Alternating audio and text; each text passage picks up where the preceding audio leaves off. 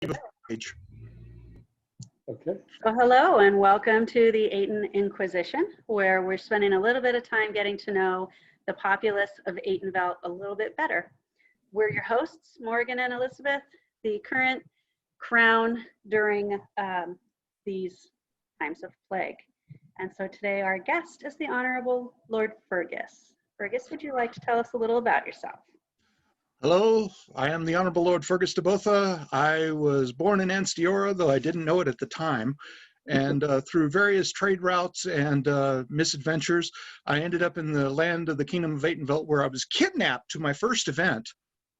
And basically brought into and sold into intrigue and various missions where I had to keep myself behind the scenes in secret so I would not be exposed, because you don't want me exposing myself, and various other situations, which eventually has led me to where I am right now, which I'm not really sure where that is or why I'm in such an august presence at this time, but I'm flattered. I'm not worthy! I'm not worthy! Oh my God, I'm not worthy!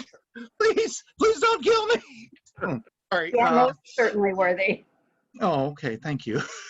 Well, it's really funny because while we haven't known you for a long time, I've heard so many people tell me that you are the instrument that made them want to be part of the SCA. And so yeah, it's true. And I'm really interested to find out how you found the SCA and what made you want to be a part of it. What was that moment for you? Well, as I said, I was kidnapped, and this happened at Estrella 7 through I swore never to reveal his name, but he basically, I had just gotten out of the armed services, and I was on what was known as the bulletin board system back in the day before the internet, and I was typing on this one, and this guy I got to know. He says, "Would you like to go camping?" And I was like, "I haven't been camping since I was a Boy Scout. I'd love to. Sure. What do I need to do? Come over to my house this day, and we'll get you set up." Okay. So I went over to his house early in the morning. Two young ladies grabbed me and threw me down on the floor. And I wasn't sure what was going on, but then they had some material and they used some soap and traced out my pattern. And I'm like, "What's going on here? I'm a married man. This should not be happening." Stop. They said in quite strange dialect, "My lord, shut up." And went from there, and the next thing I know, they're tossing a tunic to me, and they said, "Do you have any sweatpants and boots or anything like that?" "Yeah, bring them." "Okay. What's going on?" And "Oh, you'll find out, don't worry." Oh. So I pack up my tent and everything, and we get in his whole old Jeep clunker, and he says, "We're going up to Goodyear, Arizona." Okay, not a problem. About 20 miles outside of Picacho Peak, his fan belt decided to disconnect from the rest of his engine. So after being on the side of the road for about 2 hours and finally getting an alternate fan belt installed on, we had the choice of either his alternator or his power steering. And we opted for the power steering because there was still some charge in the battery. Hilarity ensued. Basically what happens is, between getting from Tucson to Phoenix was an 8.5-hour trip. So we basically made it there in the dead of night, and I went into this place that had a big sign that says "Troll," and I'm like, okay, whatever. And because I was tired, I was wanting to sleep, so I set up my tent in the dark. It's an old pup tent, and I got in there and bedded down for the night. The next morning, I woke up to the smell of sausages and steak and coffee and just all these other scents just drifting in. And this young lady came by with this mounted over plate and says, "Good morning, my lord. Breakfast?" And I was like, what is going on? And then the fog cleared, and I saw all these tents and pennants and things rustling in the breeze, people walking around in strange clothing. And I'm just like, what is going on here? And I was in that state of mind for most of the morning until I went out to the middle. We were on the edge of the battlefield, as I know it now. and there were two armies on either side, and you may, His Majesty may get this, Her Majesty may not, due to the timing of it, but a man who I now know as a marshal walked out with the yellow and black striped stick, and he held it up in the air, and he pointed to one army. The one army yelled as one, "Tastes great." They flicked over to the other side. The other side yelled, "Less filling." Tastes great, less filling. Tastes great, less filling. Beating on the shields and crashing into each other. Goes, "Ah!" And finally he dropped it down, and they were like, "Ah!" And I was on the side of this watching, and all of a sudden the blast wave of the two armies hitting me knocked me to the ground, and I'm going like, "Oh my God, I think I'm home." So that was my first experience with the SCA. That's quite an experience. That would get me to come back again. Yeah. It was twisted. It was wrong. I liked it. I loved it. I mean, it's what we are all able to identify with, I think. Mm-hmm. You know, anybody who plays here for sure and goes to Estrella and has witnessed that, it is really certainly a sight. Yeah. I actually have this right here. It's one of my most prized possessions. It's a rock from Estrella Mountain Park that I have. So I picked it up on the way out the door of that event. So, and I've kept it to this very day, which is like, oh my God, almost 30 years later. What have I done with my life? Oh, what? So have you always played here in Atenveldt? Yes, always have. I did end up going to an outside event with, let me set it up a little bit because this is another story. I did set it up where I went to the Known World Heraldic Symposium with Mistress Magdalene and a couple of others. I knew her as Lady Genevieve before, but now she's Lady Hiram Bent something, I can't remember. But I love her just the same. Where we went to the Known World Heraldic Symposium. And the reason we went there is because my brother was getting divorced, and he was basically had no path in life. So I decided that he needed a path. So I ended up kidnapping him to his first event at Rice University in Houston. And there was a young lady who walked up to him, and she was in a full Elizabethan gown, wearing a pair of crutches, and had a broken foot. And she walked up there, and he'd gone to classes with me all throughout the day, and was like, "Oh, this is pretty interesting." And the lady said, "My lord, would you care to dance with me?" And he turned to me and said, "What do I do?" And I, in a true brotherly fashion, gently took the back of his neck, and I said, "Well, I don't know, maybe you shouldn't." I shoved him out of his chair up into the air. I said, "Maybe you should go flip and dance with her." They're married now, and she is Mistress Suzanne, and they're currently living in Atlantia with my cousin, who's also in the SCA, who got into it on her own. And it's turned into a little bit of a family affair. That's pretty cool. Yeah. So have you always played in Atenveldt? I just asked him that. Did you? Yes. Except for that one little sojourn, and then I went to Oryx Fjord for something, but that's another story entirely. That was just a fun little diversion trip. But everything else has been in Atenveldt, except for Potrero. Oh wow, I have been around. Anyway, I'm thinking back 30 years here, man. I can't think too clearly. Oh, that's okay. So as far as your persona and your heraldry, how did you pick it, and does it have any meaning? Well, the name has some meaning in that the name De Botha is actually my original family name from 10th, or it's either 10th or 9th century Scotland / Normandy. Because I don't know if you've noticed or not, but I'm rather large and I have blue eyes. Well, that's Normandy was founded by the Norman invaders, or people who went Viking, the Norsemen. And they came down to Normandy and found out that it was really cool. They decided to stay there for a few generations, built up, and then they became the Normans, or the Northmen. And then around 1066, William the Conqueror said, you know what? I want that little piece of land called England, and hilarity ensued. So it's basically from de Bude, which is my original family name, and de Botha is like a century removed from that right there.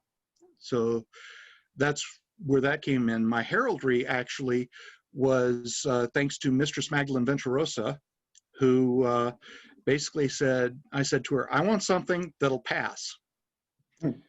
What's something you like? I like wolves. Okay. So we rigged up a wolf, and then on a black background, and then we decided to put the Ralston Purina Company logo around that right there, and it worked. So Nice. And it passed. and it went into for review, passed with flying colors, and everybody in the room was just looking at each other saying, this doesn't happen, this doesn't happen. We did it. And then the subsequent badge I have is the actual badge of the College of St. Felix now. So they're the one that they had was ugly. So we rigged it up with something else. So it's so I have two coat of arms per se, but one of them is in use by the College of St. Felix.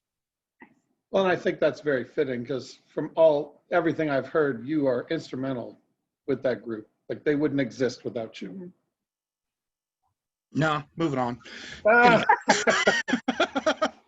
So, kind of springboard off of that, actually, is so I know that you are vigilant, waiting to be made a pelican, like the longest ask ever. So, Well, that depends on whether or not Baron Maestro Don Domingo Diego Diaz de la Vega y Martín de Valencia del Cruzado la Conquistador de la Montaña, it's his way or not. Does it show I was his steward? yeah. So, outside of everything that you've done with the college and just all of the recruiting and retention that you work so hard on, do you have other goals within the SCA?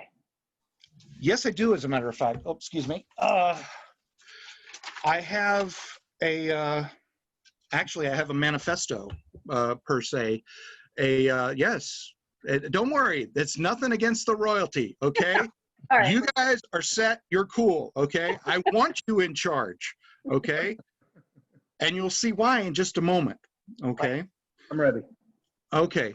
Well, I'm the unofficial deputy of the Kingdom Chatelain's office. I started under Countess Leah Winterbourne, and I'm currently under Lady Slumberlid Ray, who's still getting her paperwork processed to be able to take over. Mm-hmm. But we've came across a young gentleman in the Outlands, Sir Alexander McAndrew of the barony of Unserhofen, who came up with a concept called story bonding. And it's part of the hero's journey. This may be something that appeals to His Majesty a little bit here. But basically what it boils down to is that everybody in the SCA is a hero.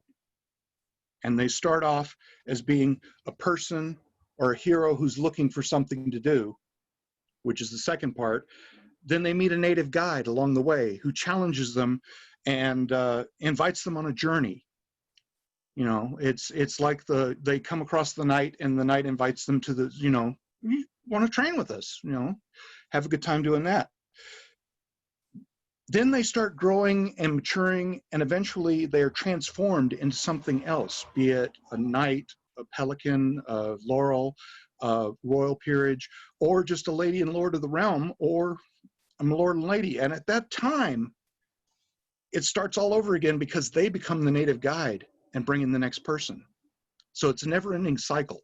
Mm-hmm. And I'm trying to get that across using what Countess Leah put down with the Atenveldt demographic survey from 2 years ago, in which we found that of the people invited to the events, a family member and a friend, 71% of the people who responded said they were brought in by a friend or a family member. That's significant right there. So that's why we've been trying to change the angle that the Chatelain's office has been going, have it so that we have, when we have Kingdom War practices, and right now we're retooling everything while we're in COVID, so we've got a time to do it. Yeah. And making it so that when we actually start getting together again and start having fighter practices or war practices, you invite your friends and say, hey, check this out. And maybe they're that person who's looking for something. And then they start the hero's journey. And the next thing you know, they're logging into landofthesun.org and continuing what they're supposed to be doing. But it's Sir Alexander, he reached out to us and said, you know, hey, I've got this idea and concept. It's been working great in my barony. Would you like to try it?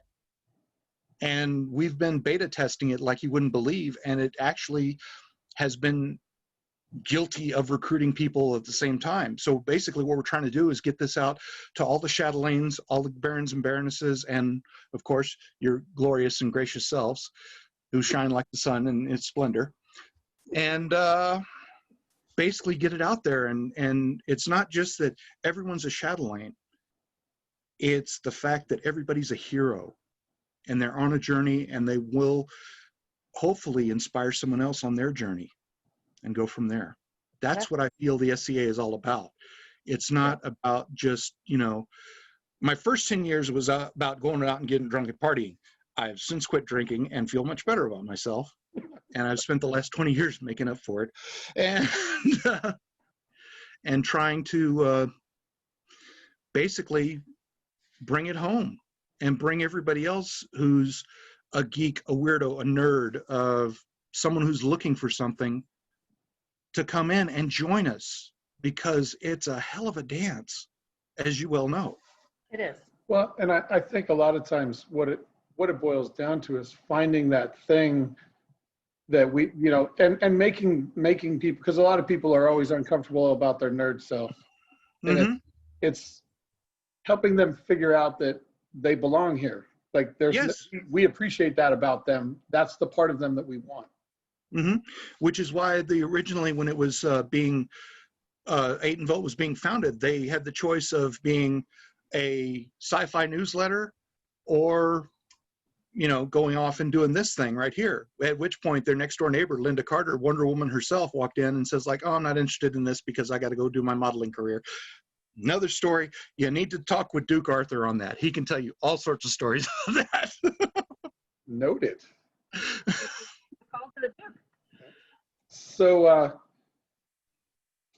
so with all the jobs and arts that you've done along this long path of yours, is there anything that you're especially proud of that really stands out? You had to come back to that, didn't you? Okay. We're tenacious. I don't like tooting my own horn. I believe in working in the background. For years and years, I would find some young a person of interest, and basically give them ideas and point them in the right direction and say, go do this, try this. And in most cases, they pick it up and run with it and have gone on to glory in their own right, which I'm more than pleased with. That's great, you know, but I'm not really comfortable with the limelight per se. I'm an introverted extrovert, as you may find out, and I deal with stress with humor. So as I told His Majesty a little earlier, but that's, sorry, that was off the record anyway.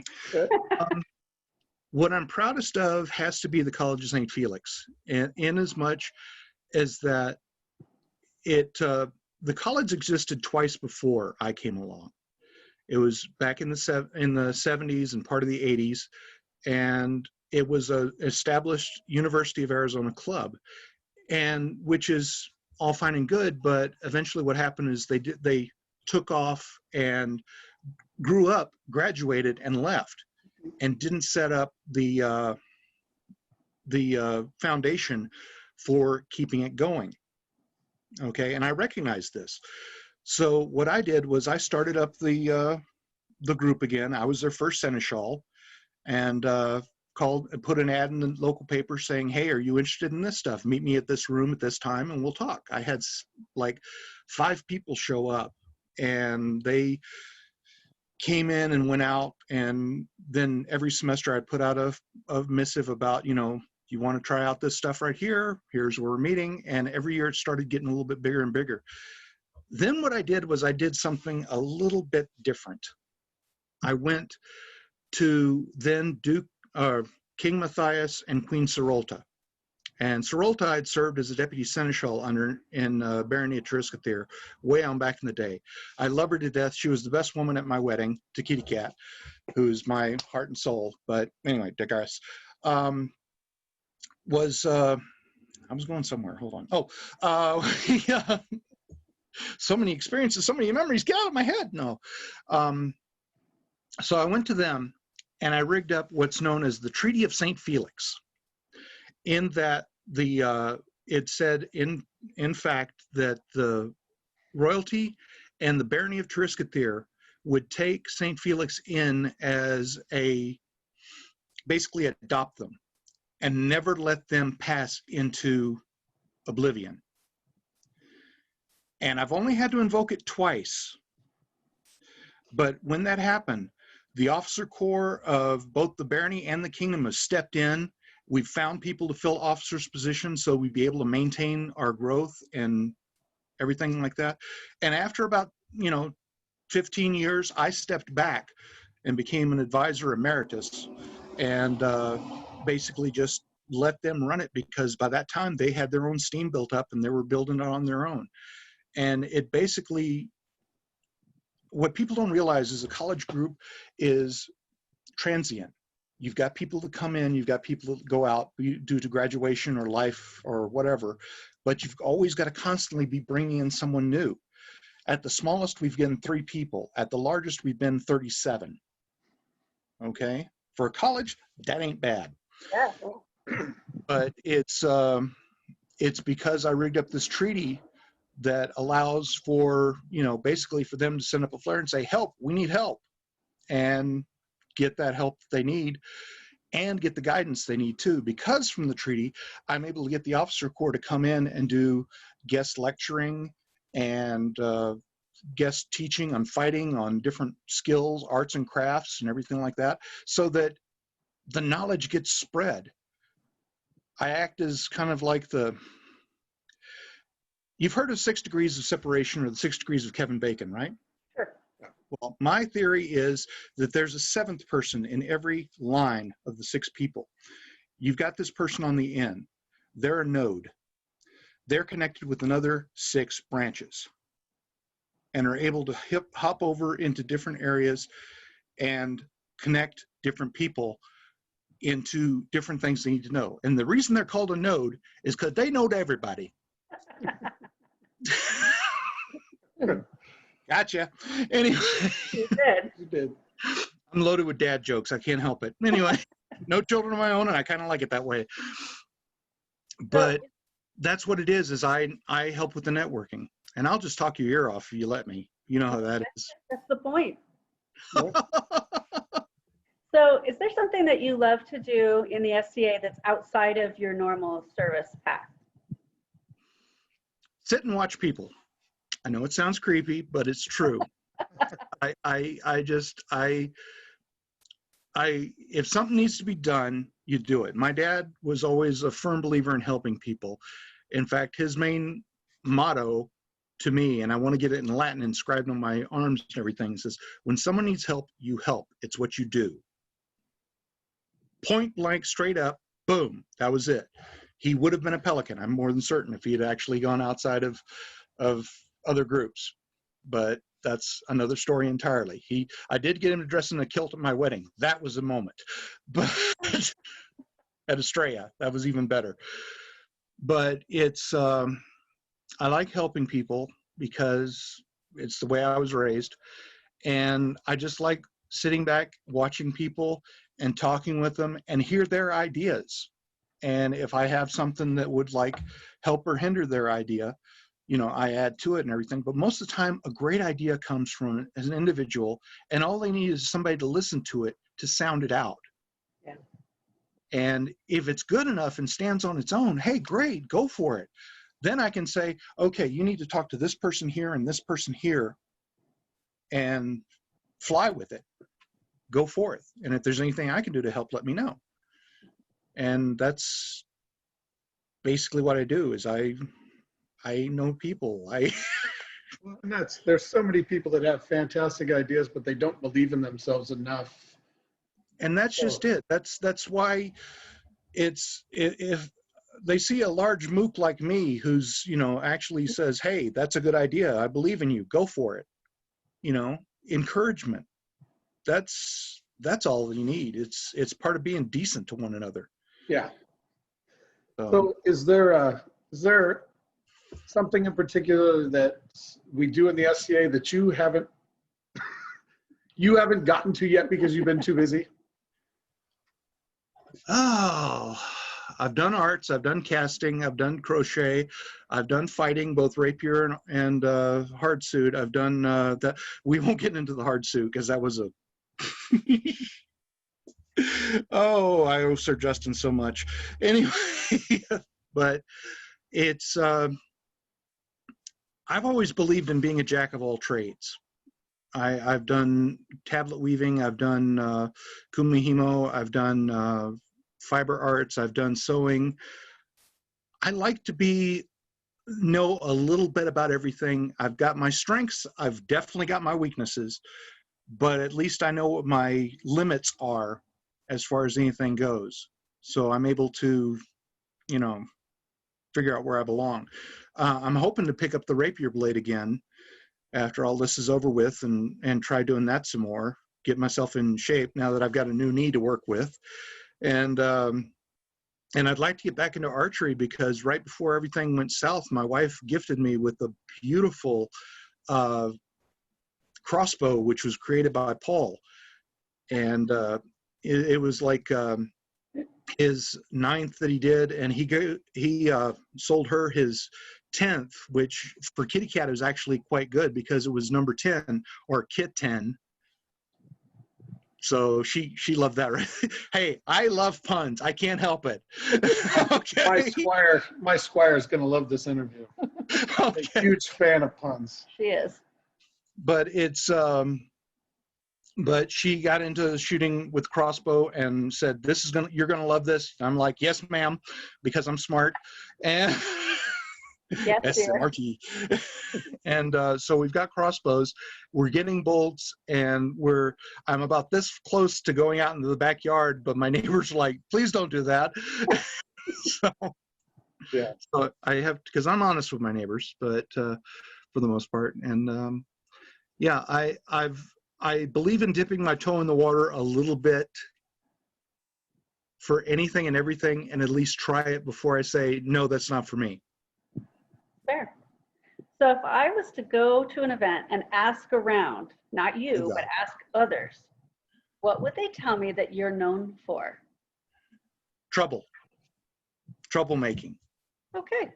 It's a smokescreen that I've been very good at over the years. I believe in I'm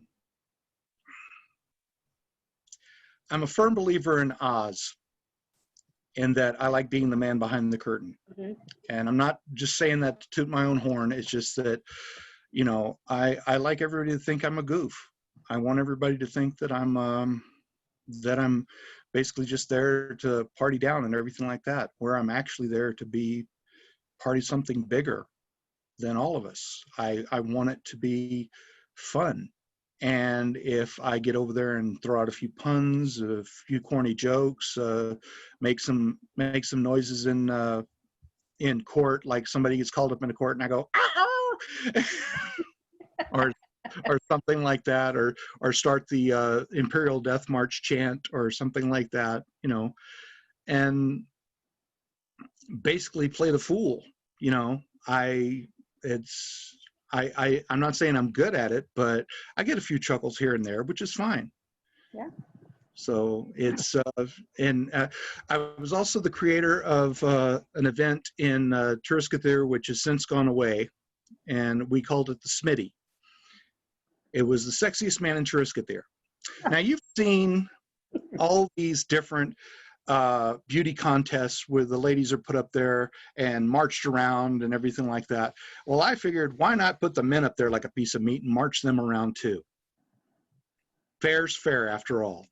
And that's for years. We had, every 2 years, we had the sexiest man in Turskathir, and we got gentlemen who were nominated by their ladies, and was email vote, and then they voted in person about who at the event, who was going to be the Smitty. And I think it was Edgar one year decided to do a pole dance in the baronial pavilion. That's kind of where it started going south. I'm picturing that. Yeah, there's video somewhere. But, of course, there's always video somewhere. But it was fun. It was good. When Baron Maestro Sir Don Domingo Diego Díaz de la Vega y Martín de Valencia de Cruzado de la Conquista de la Montaña stepped down as Baron of Triscathir many years ago. So it's easy if you practice. It's okay. I will trust you. You've got it in your notes. I saw. Yeah,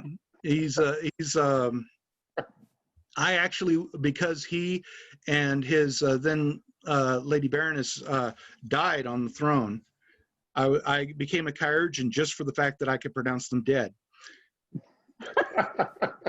Nice. Truth be told, he was going to the Gulf Wars the next week and didn't want to do the step down. So we've had 2 mummy wrapped coffin type effigies, and I delivered a eulogy for him and everything like that. Then I was promptly arrested for his murder. So not my idea. That's good theater. Yeah. I went along with everything else that he wanted, and all of a sudden I've got Sir Justin there with his hand on the back of my neck, doing his old standard. Right. And He's still good at that. trust me, I was a squire. I got practice doing that. He's to this day, usually when he sees me, he says like, "Fergus, how's it going? It's going good." "Yes, sir." And I'll tell him my latest adventure, and he'll just shake his head. So, I might get a lot of his head shakes too. yeah.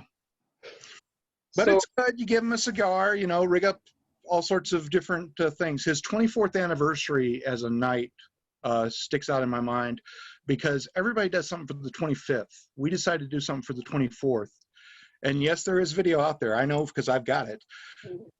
But he is a firm believer in the concept of Musashi's Book of 5 Rings. And one of the things that Musashi, for those of you who don't know about it, read Musashi's Book of 5 Rings. It's about a samurai during the Middle Ages who was unbeatable. So unbeatable that because he was decimating the armies in duels, the emperor asked him to stop killing people in duels, because everybody wanted to prove how bad they were by, going up against Musashi. So he switched to using wooden swords, and would go up against people using Matsusami blades and everything, and just beating the crap out of them using wooden swords. And one time he got to the point where he started drinking a lot. He showed up early to an event where it was supposed to be a duel on the docks, and the guy showed up and whipped out his swords and says, "Have you?" And he picked up a boat oar and beat the guy almost to death. So that's how good he was. So samurai swords versus a boat oar. Think about this right here. So for 24th anniversary, we got all the squires together and we gave him a boat oar with our signatures on them. I love it. that's awesome. And he was like almost in tears. It was great. So I actually made him cry once. 1 tear. And I think I'm the only one that saw it. it's not easy, but it can be done. I just realized he's probably going to watch this. I'm dead. Right? Well, because he was my wife's SCA father figure, and I had to ask him for permission to propose to Kitty Cat. Oh. Another story. True story. We went over there. I was supposed to. I decided I was going to ask her to marry me. Okay, and we had these rings that were Celtic knotwork, and we'd got a pair of them, and we're going to put them on our left hands to show that we were taken. Okay. Well, we went over there, and I put mine on my right hand. She's like, "No, I want to wear it in my right hand." She was like, "Okay." She thought the end was coming. And I was over there planning and plotting all these different things and everything. She says, like, "He's not paying attention to me. He's leaving me. This is no good. Probably waiting till after the war, and then we're going to be done." I had a friend of mine who was in on it, who basically went in there and says, like, no, give him a chance. He's just going through some stuff right now. Give him a chance. Standard, it's a guy thing. Talked her through it. I walked into court and said, we've got to carry this chest into court. And Magdalene wants to do that. And she's like, okay, whatever. So we carry this chest into court, set it down. I give Magdalene a piece of paper out of it, something I've been writing all day. She went on to talk about the glory of love and how everything's going good and everything in the world. And that Lord Fergus has something to ask. So I turned to her, stood up. She stood up. I got down on one knee. She got down on one knee. And I'm like, no, you stay standing. I said, you've been my lady for nigh on 6 years. I wish you to be my lady wife forevermore. Will you marry me? She goes, oh God, yes. And starts, crying and everything like that. Then all of a sudden, Dennis of the Titans, who was the Kingdom Herald at the time, this is during Jonathan and Aten's reign. He gets, and I'd set it up with them, and it was during Atenveldt Kingdom Court. He set up and says, if anyone has just objections why these two should not be joined, let them speak now or forever hold their peace. Kitty Cat, wild woman she is, natural redhead, and just mean as spit when she gets mad, says, I was like, I'll kick your butts. I'll kick all of your butts. It's not going to, you just say something. Then in the back we heard this, I object. Uh-oh. Justin comes strutting up in a new breastplate. Okay? She goes, I can't kick his butt. I can't kick his butt. I can't. So we went through that and everything, and I put her off to the side to Tonus of the Whiskey Bards at the time. He was there, so I had him take over for me. And he walked up to me and said in his standard way, Lord Fergus, can you honestly say you can defend this woman in a way that's equal to her station? I looked at him and said, no, sir, I cannot. And I dropped to one knee and said, well, with your tutelage, perhaps I can. And he said, Your Majesty, I'd like to take a squire this day. And at which point, this was a surprise. Nobody knew this except me and him. Nice. And Baron Mingo and Don Simon Fairchair, who's gone on to become the Baron of Triscathir, and I was his steward too. Why, I don't know. And I should have learned after the first time. No, it's they both looked at each other at the same time and went, pinch me, because they've been trying to get me into hard suit for years and years and years. And I kept telling them, no, I'm a lover, not a fighter. And promptly I went in and we did the nuptials, the wedding, and everything. Life is good. I love my kitty cat. I can't help myself. But that's how I started into hard suit, and I lasted for about 1.5 years. Finally got my armor together, went out on the field, and wouldn't you know it, right when I get into fighting my second tournament, I blew my knee out. Oh. And that's all she wrote. So about 10 years of knee trouble later, I finally got the thing replaced, and now I'm actually starting to get back into maybe doing some rapier, because I tried the rapier as physical therapy after I got the allografts and the rebuilds done, but now I've got a new knee and it's actually holding up pretty good. So that's fantastic. Yeah. Yeah. Y'all like this interview. I just keep talking and babbling. Oh, yeah. So what advice would you give a new member? Try everything. And don't be discouraged, because it's tougher to get people started in this group nowadays because of the people who have been playing a long time. Now, let me explain. It's not that people in the SCA are standoffish. It's not that they don't want to welcome new people. It's the fact that we're geeks, we're nerds. We get hyper-focused on what we're doing. And at that time, that's our world. And if something else comes up to us, it's really dadgum hard to shift gears and go into, hi, how you doing? What do you want to know about this stuff? When your main mindset is, I got this tournament coming up, I got to get ready for it. So, you know, it's from a fighter point of view, or I've got this gown I've got to make for ANS for the Laurel point of view, or the Pelican. I'm doing this event right here. I'm doing this right here. It just depends on what's going on in their mind. They forget what it's like to be a new person. And that's not a crime. It's unfortunate, but it's not a crime. So what you got to do is you've got to step back and remember, what was it like your first event? Back that time when you were scared to death. You didn't know this whole other counterculture thing was going on in front of you. And you didn't know boo, except you liked X. That's what you liked, and that's what you were going to go for. And you wanted to find out more about it.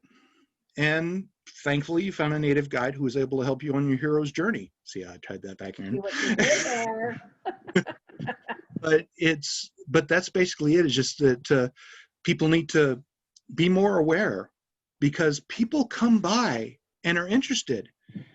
And what you got to do is rig up what Donna Perrin calls an elevator pitch. And it's actually a term for it, but just something that's like something you could explain to somebody between the floors in an elevator going up. Who are you? What you do? Boom. And keep it simple.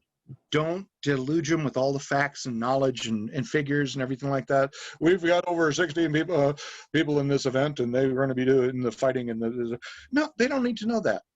If they have a question, they'll ask. But the thing is to be understanding and patient with them. Yeah. And basically give them the data they want. Let them accumulate it and assess it on their own. Chances are, if you do that right there, they'll come back. Yeah, well, I know a lot of people get cynical too, that, you know, I've put all this investment into somebody that's new and then they disappeared. And I found that I just appreciate watching people's journey, like a new member's journey. Like I really enjoy just seeing that light in their eyes when they're connecting. You guys understand it more than other people do because you've been up there and you've seen that look in their eyes when you give them that AOA or whatever. Yeah. And you see that just like shock and awe. And know that you're a part of it at the same time too. That right there, it must be an experience that's unlike anything you've ever had before in your entire life. And you know, and I'm kind of envious of it, but I'm not going to be king anytime soon. And you know, I might be able to find a hot stick lake fighter who'll get me up there, but that's neither here nor there. But I'm not saying I'm looking to do it. Yeah. But it's your perspective. I've seen people who have become Baron and Baroness. I've seen people who've become crowns, and it changes your perspective because you're looking at it from a totally different aspect. Yeah, it does for sure. And it opens your eyes and opens your mind and shows you how strong yet fragile this dream of ours can be. Yeah, it's funny too, because of all the different awards and the peerages, the AOA is by far our favorite, because it's that like recognizing that new person and letting them know that they're actually part of this group. They're not just there. It's where the Disney magic hits right there. Yeah. For want of a better term, it's where they've, you know, you basically, you know, you see Cinderella's carriage or Pinocchio becomes a real boy. That's it right there. So who inspires you? Sir Justin does. Mistress Magdalene does. Don Simon does. Sir Cosmo Orsini does. His lady wife Lady Ellie, she does. Seamus McMrain, Lord Ogadai. We just exchanged Christmas presents at my mailbox just a few minutes before this right here. He got me this. So all I got him was some oversized dice, but it's they're my gaming group and my good friends, and they inspire me to be a better person. I've got other friends in the group too. I've got a good friend of mine, Ashley Rao, T.F. Lewis, the Baroness of Monsteniker. She's a great friend. I've got a plethora of friends, Nick Shermita, just they're too numerous to mention. And it's, the thing is that I do this so I can try and bring a smile to their faces. You know, it's, and my little sister, Lady Swinhild, who's currently working on her animal husbandry projects known as the Amazing Alfie, and Lord Liam, her husband. You know, it's, I want them to be happy. I want them to have great events. I want them to be able to go up and here lately, I just want it to where we can all get together and just hug. Right. Yeah. Wouldn't that be lovely? But I'm inspired by blades of grass at the park, for goodness sake. I mean, it's because it's comfy. It'll make me itch, but you know, it's when we come together, and it's not just the pageantry, it's not just the chivalry, it's not just the way, it's just the being. Just Oh, no. It's all of it a together. little obsessed on this, you know. It's just the being there and seeing how amazing it all is. I mean, there's dozens of others, you know, Duke Ivan, Duke Ed. I've known Ed since he was a teenager. Okay, I've known Duchess Elspieta since she was a teenager too, and I've got stories, but I won't go into them now. And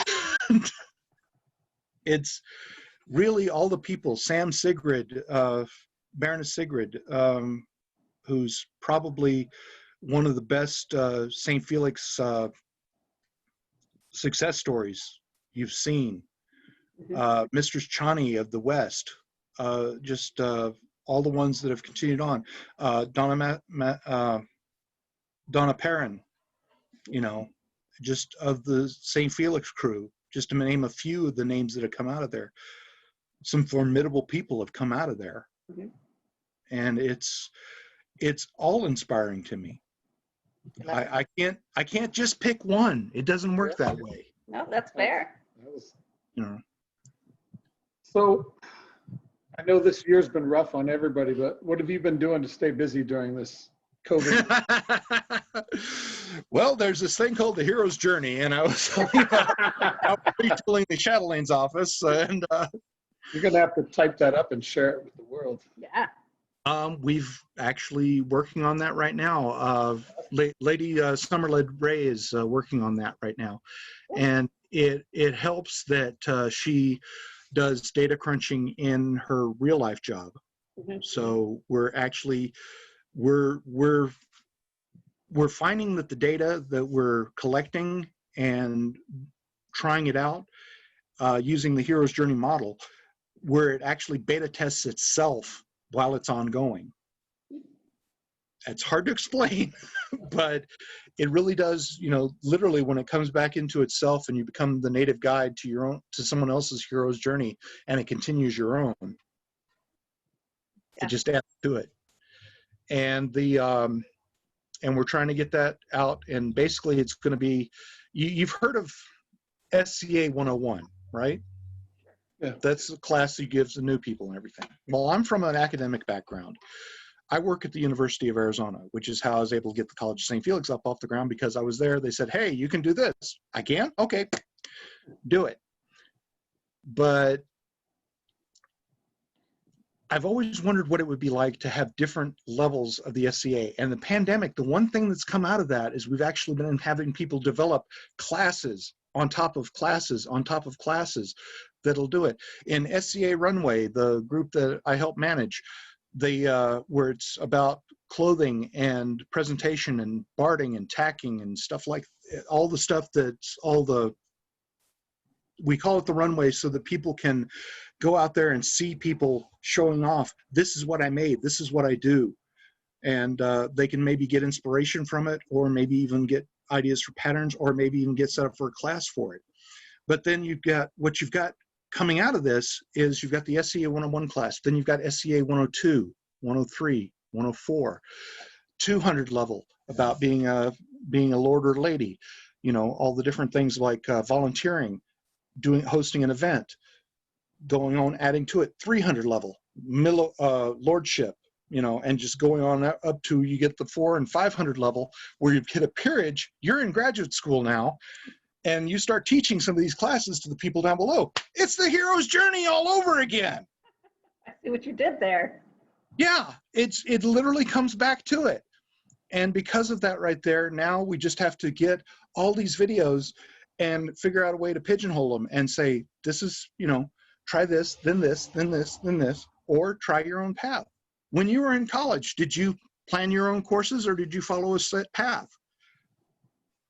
Some you did, some you didn't. Yeah. It really depends on how it's set up for you.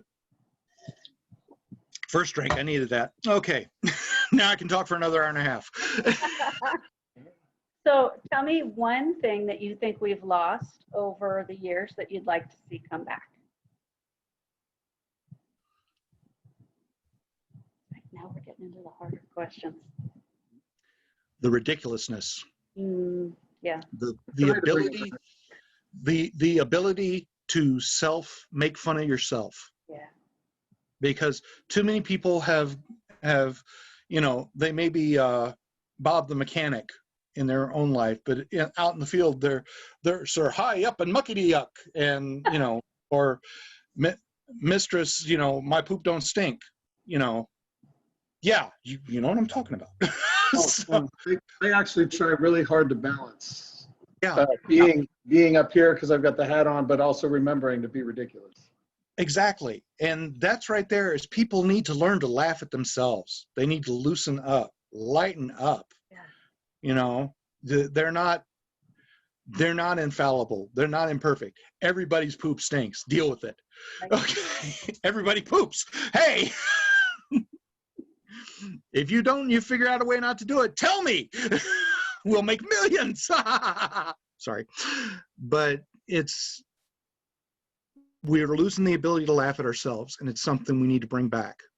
Yep. The foolishness, the absolute, you know, the emperor's naked. No, nothing to you, sir, but you are fully clothed. At least from the waist up, I can tell that much.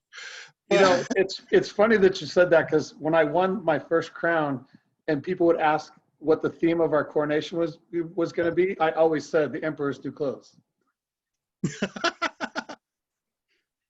And she said no. I said no. So I could go into several Lady Godiva comments at this time, but I won't. Because one thing I've learned to do over the years is self-censor. Very good at that now. That's one of the things that Justin pounded into me.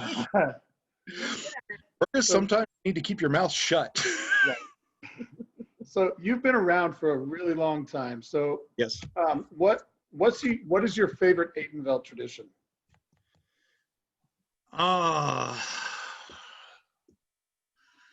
Burning Barney at the stake. No, there was a household that did this at Estrella for several years. They took Barney the dinosaur, an effigy of him, and burned him at the stake. But that's neither here nor there. Favorite Atenveldt tradition? That's a tough one. I have to say, what comes to me? It's my favorite, yet it annoys me a little bit at the same time. Because if you can't have everything perfect, okay, is when someone's getting elevated for something and there's an order to it. And the order comes up. Okay, that's great. You got the camaraderie, you got you know, everybody's there patting their back and everything like that. But you got this big old mass of people, and from the back you can't see anything. So, and recent conversations. Yeah, and it's kind of, you know, it's I know it's a conversation between you and that person, but you know, hey, we want some of the stardust too. You know, that and people well, this, as far as things that annoy me, is people talking during court during the back. That annoys the ever-loving hell out of me. And right. Just, yeah, won't get started in that. But it's basically when we get together and say congratulations to somebody. And Don Simon explained it to me one time, because I was dead set against awards. I was like, you know, don't give me an award. I don't want an award. I don't want recognition. I just want to do my own thing. And then he explained it to me. Awards are not for you. They're for everybody else. They're for everybody else to get a look at, this is what you're doing. And maybe it'll inspire them to do something else too. He's a wise man. I won't say that to his face. Oh, wait a minute. Oh! Again, spoiled. Curses! Okay, are there any traditions that you would like to see go away? Talking at the back of court. I am right on board with you there, 100%. Talking at the back of court. Actually, one thing that I would like to come back into, this is a tough nut, is they used to have courts of love. But since everything went politically correct, they didn't have that anymore.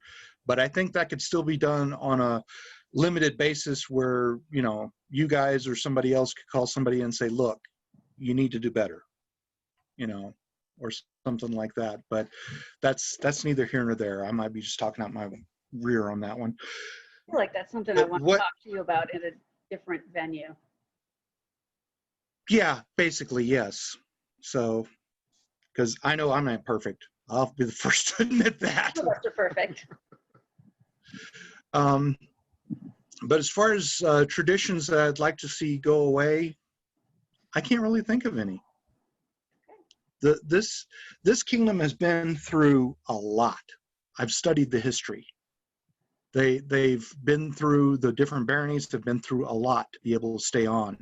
The incipient shires, the smaller groups that have succeeded and failed miserably, and had all the different things going on, people doing stuff they're not supposed to, and people doing stuff they're supposed to, but in the wrong way. There's definitely been a growing pain, and I am amazed and astonished that, quite frankly, we've lasted 50 years, but we've grown up a lot during that time period, and I've only been around for 30 years of it. So it's, seeing what it was and what it is right now, and more importantly, what it can be, is why I hang around. Because it has, we're not perfect, but God, the potential is there.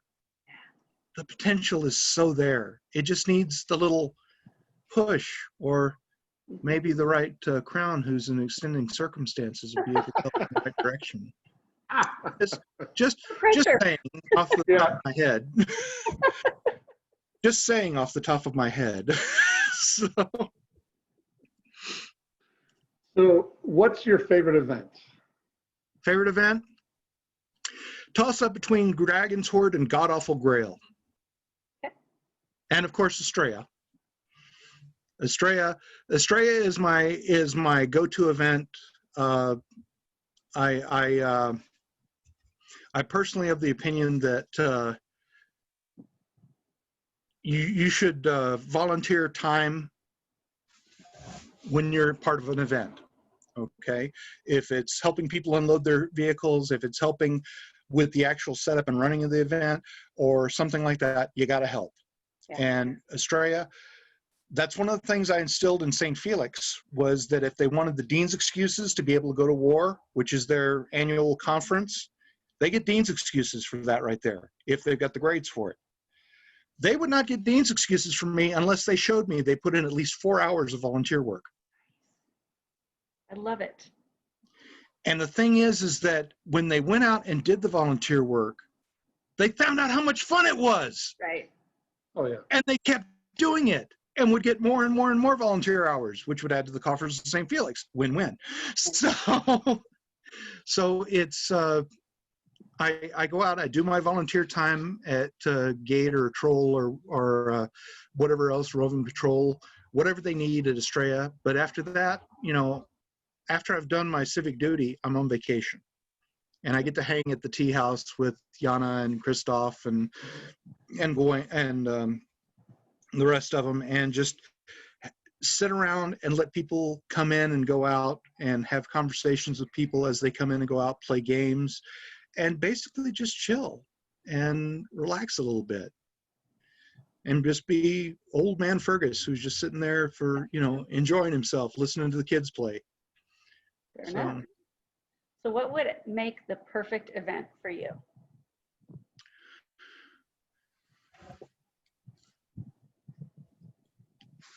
You did not stump me.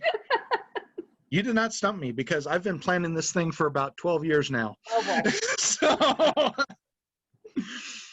I want to have the ultimate feast one day. It's going to be, and this is no dig at anybody who's chosen the vegetarian lifestyle. I understand if that's what you do, you can't eat something with the face. Hey, that's cool. That's you. I, however, can eat something with the face and happily do so. Okay. I want to have a meat feast where everybody comes in, and it's not going to be a standard feast where everybody pays like, you know, $10 and you get this stuff and everything like that. And everybody all the feast stewards have to scrimp and save and volunteer and put in stuff. No, you're going to pay about $30 a head, but you're going to get prime rib, you're going to get ribs, you're going to get smoked turkey, you're going to get hams, you're going to get, you know, all sorts of stuff, and dipping sauces of all different types and varieties. You're going to have it to where the wait staff is actually part of a play, where they're in a play on putting on a feast and all the problems that they have, and everybody acts out a different portion of it. So you get to see what's going on behind the scenes, but at the same time you don't. That's kind of cool. That's really cool. Yeah. And have it so that it goes to where the main thing is just people gorging themselves, having a good time, having people break into song over, you know, it's just like, I can't believe the ribs are done, and something like that. Fun, frivolity, ridiculousness. Something that needs to be done. And I'm not, you know, trying to ostracize people, because I will be giving away different ways of getting into this feast. It's not going to be just, if you can afford it, you can go. No, because that's elitist. You don't do that. But if you figure out a way that somebody else can help out and go into the feast, hey, I'm more than happy to do that or arrange it.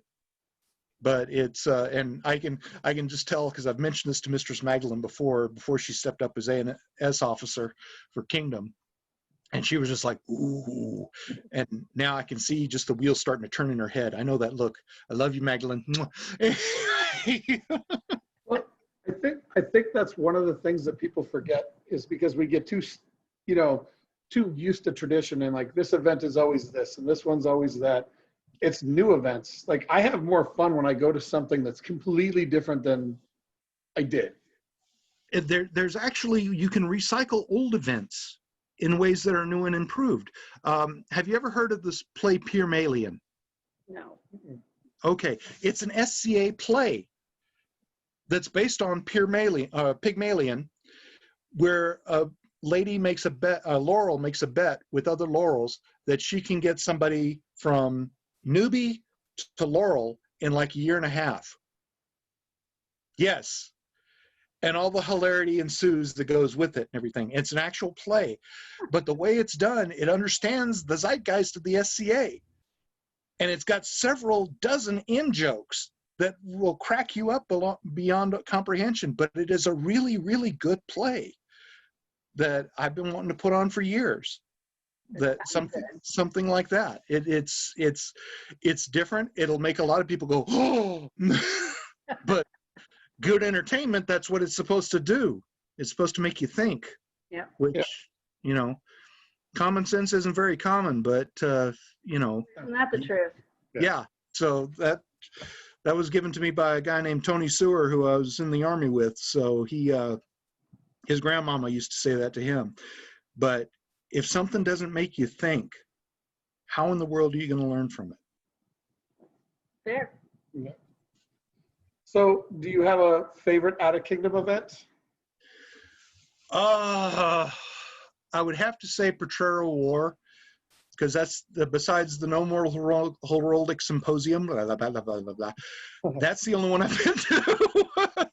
Oh, I've been wanting to go to Outlandish for years, but I just can't afford to. And I didn't, up until now, I didn't have a vehicle that would tow my RV up there. So I'm old. I'm older. I can't set up a tent anymore.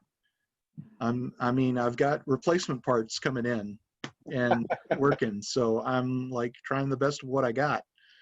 You know, and the life expectancy of the men in my family tell me I've got 13 years left. So I don't know. so I'm just going to make the best of what I got left and try and have some fun with it. Fair. We'll have to get you out there one of these years. It's a good event. Kitty has to go with me. That's the rule. Absolutely. oh, yeah. I'm not allowed to go to any out of kingdom events without Kitty Cat Okay. Fair. because she keeps me honest. All right. So you ready for the really hard-hitting question? Hit me. What does it mean to you to be a peer?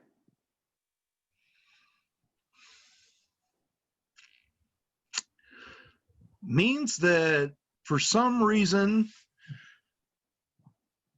in the Pelican Circle, in this case, I don't feel it's my place to accuse anyone of recreational drug use, but I'm basically going, what are you guys thinking? You put in a heck of a lot of work. There's work and there's play. And if play feels like work, then I'm guilty. Well, you know what I mean. If work feels like play, then I'm guilty. I've been playing. That's what I've been doing. And if things get done as a result of it, hey, great. I'm more than happy. But for the most part, and I go back to Simon's words, it's not for me, it's for everybody else to see. And I'm humbled, I'm honored, I'm confused. Perfect.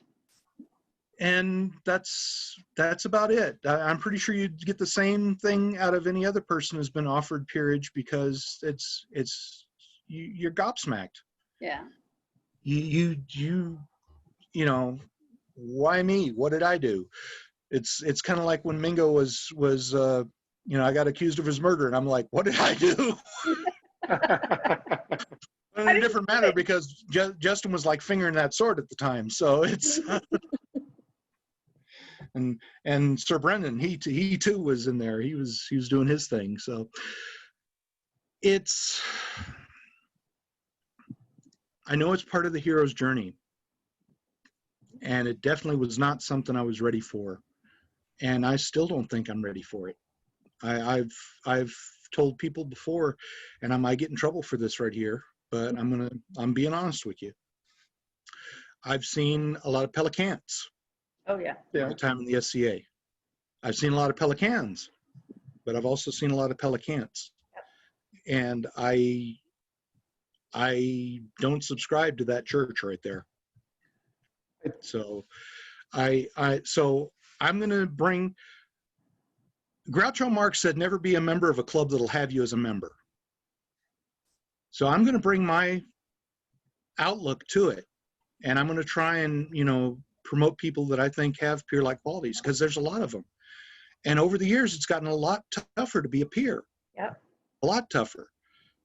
They need to step back and realize what it was like when they were a kid again, in the SCA, and learn from what they were and where they've become.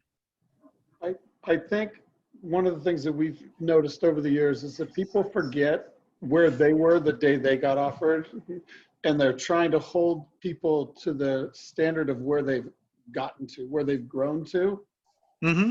And that's, I look back at when I got knighted, I don't even think I was a tenth of who I am today, as far as a peer or a fighter or any of those things. But I would never expect somebody to be at my current level just to get the offer. Mm-hmm. And we should always be growing. The peerage isn't a finish, like getting your peerage isn't a finish line. It's the starting line of the new, a whole new journey. Yeah. And So That's where the true peer fear is right there. You must know. It's well, and that's it. Like when I looked at my own path, and it's very personal. It's very selfish. Your path to peerage is kind of a selfish thing because everything you're doing is towards a path, right? There to grow for your personal growth. When you're focused on When you're focused on, like if you focus on a path, but the day you get that peerage, everything turns, and now it's all outward. You're no longer you're working towards helping other people achieve what you've achieved. Yeah, and my days of being able to speak my mind the way I do, just bluntly and to the point, are numbered, because once I get that master in front of my name, it's going to be Master Fergus said this right here, and Right. to be. But there's a time and place for it still. But when you're sitting in a circle with your peers, that's when you can speak your Heck mind. yeah. It's expected. Yeah, This is all I don't know. I'm two ways about it. got a little time still. Yeah, it's and I who knew Fergie could be deep, but Well, the next question will make you dig a little deeper. okay, hit So, me. what would you like to see from the peers that you think could improve the SCA? Simple. Remember who you are. Remember who you were. Remember everything that you've gone on through your hero's journey. The goods, the bads, everything. Remember it, because it's part of you. It's part of what made you who you are. Okay? Don't discard it. Use this to learn from it, and actually use it to help other people learn about themselves, so that eventually you become your ultimate self. We live in a chivalric society. We work in a chivalric group. We try and maintain the values that we have for that group and let it spread out into the rest of our lives, and be good and decent people. To that end, if you don't know where you came from, you're not going to be able to figure out where you're going. This is truth. It's cliche, but it's truth. You've got to remember who you were. And if you can do that, laugh at yourself, and for goodness sakes, be able to grow from it, then you're a peer. Then you can be something that you and everyone else can be proud of, because only then will have you reached your full potential. That was. I told you, Fergie could be deep. Yeah. Seriously. Now everybody else is going to know. On that note, that is all of the questions that we have for you today. But we wanted to Don't have anything else? not today. Nothing about my side job? No, that's for next time. Next time, there's going to be more than one? There might be. You don't know. Oh my goodness gracious. I brought out the hat and everything. No. So, yeah, we definitely want to thank you for your time. It's been a pleasure getting Thank to you know for not you. using the thumb screws. Yeah, it's been a pleasure getting to know you better. And the Absolutely. one thing I would have you know, I know you don't like to toot your own horn, but there was a large number of people tooting that horn for you, which is why you're vigilant right now. So know that you've had a profound impact on this kingdom. And we hope that you continue that. So did Meteor Crater, but that's another story. Well, Your Lordship, we hope you enjoy the rest of your day, and thank you so much for joining us. Thank you, Your Majesties. I live to serve.